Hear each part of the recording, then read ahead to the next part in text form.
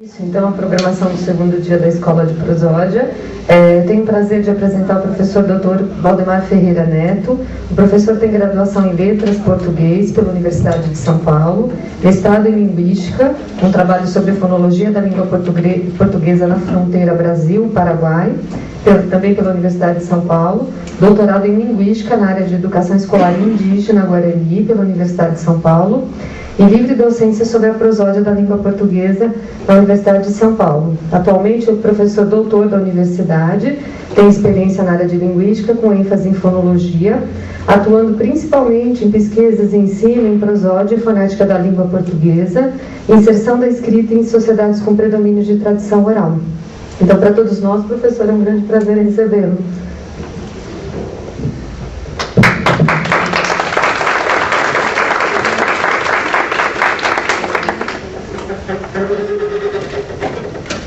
Bom, agradeço muitíssimo o convite para vir aqui falar com vocês alguma coisa. E ver se vai dar tudo certo. Às vezes essas máquinas confundem a gente. Eu vou falar sobre a intuação da língua portuguesa, fazendo uma abordagem a partir da teoria musical, aí da música, da teoria dessa nossa época agora. Vamos ver se eu consigo convencer vocês disso, né? O primeiro trabalho que eu gostaria de citar nas diversas abordagens vai ser esse trabalho aqui de Josefo Zarlino. Mas antes, um dado importante é a ideia de que a intuação que eu vou, como proposta de abordagem, será então tomada como uma sequência de tons iguais ou diferentes produzidos pela voz durante a fala, né? Particularmente isso é o que me interessa interpretar como intuação. Desse ponto de vista, a gente consegue diferenciar a fala do canto, né?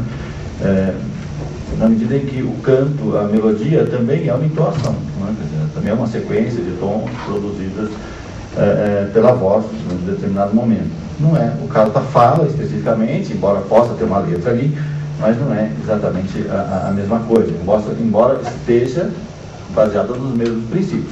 É a mesma boca que canta e que fala.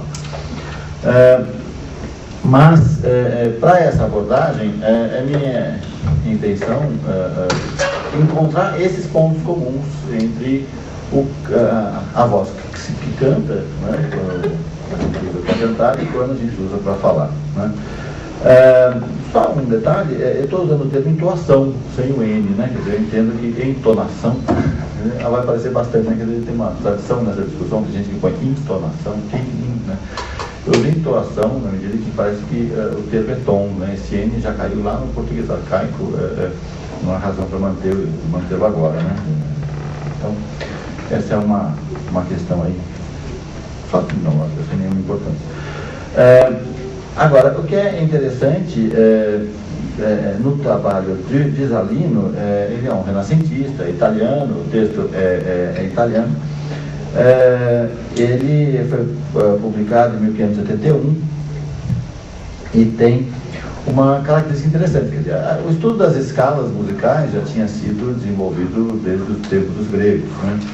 Mas cada um desenvolvia a sua escala e usava a sua própria escala. Quer dizer, não tinha esse padrão como a gente tem hoje, né? Que é uma escala de notas musicais que todos usam independentemente, né?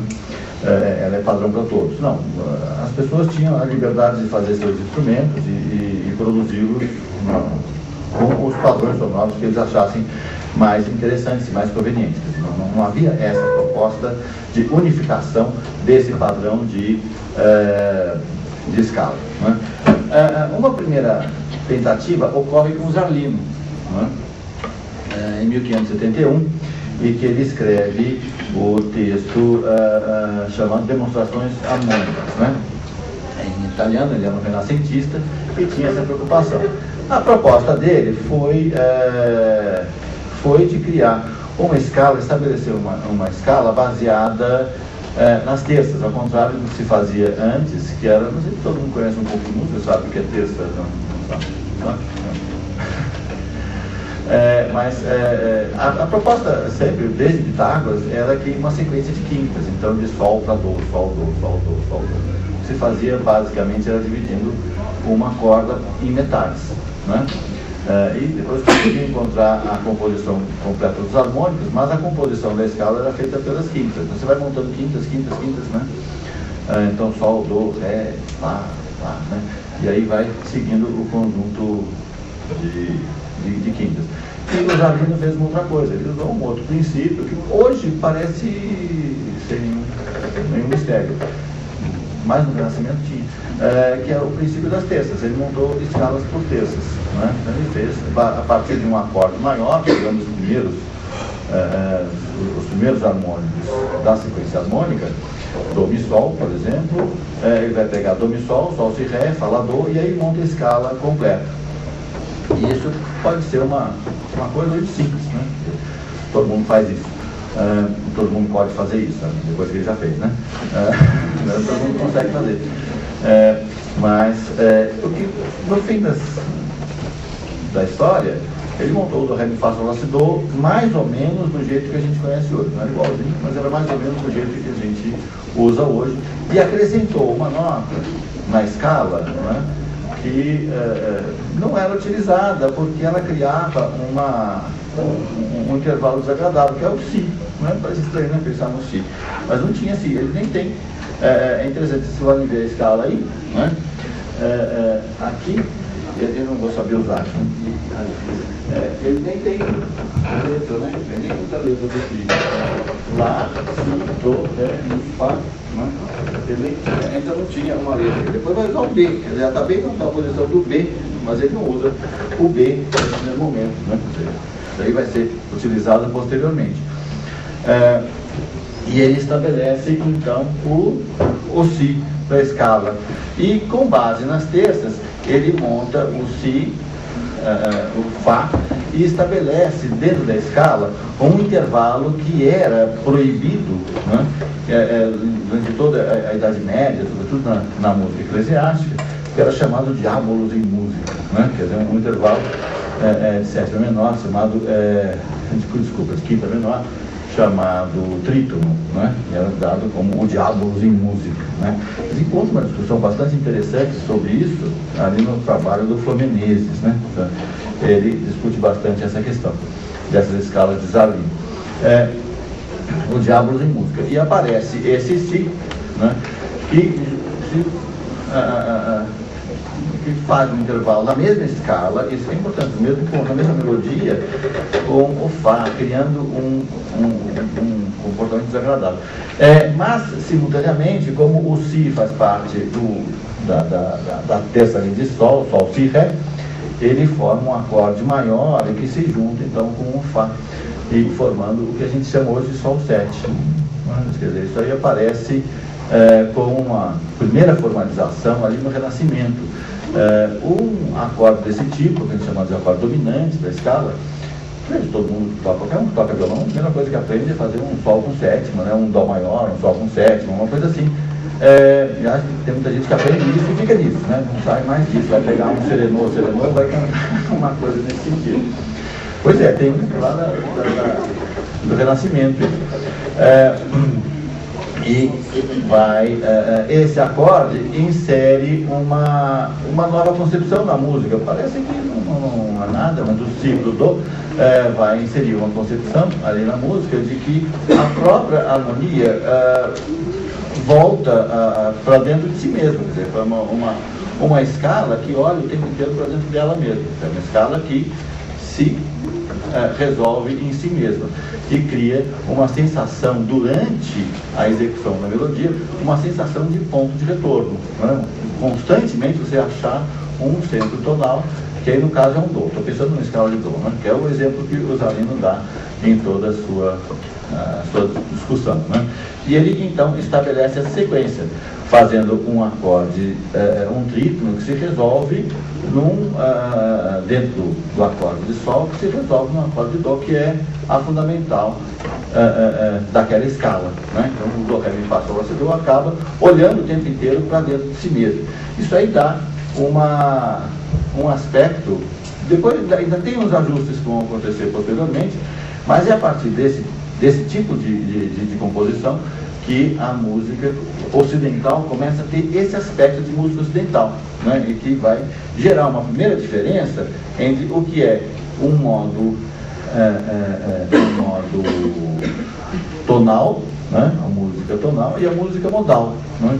A música tonal é mais ou menos nesse sentido que eu estava mostrando os alunos, em que a finalização se manifesta num centro tonal bem caracterizado, né? Então a música termina efetivamente, a gente sente que ela terminou e a gente fica satisfeito depois daquele ponto. E as outras músicas, de uma maneira geral, embora isso aí seja bastante questionável, a gente pode usar uma diferenciação tão grande assim, né? Tudo que não é tonal é modal, como se tudo que for modal fosse do mesmo jeito, mas mais ou menos assim, desse ponto de vista especificamente, a gente pode pensar nesse aspecto. Quer dizer, a música modal não tem essa ideia de que a própria melodia gera a finalização no seu fundamental.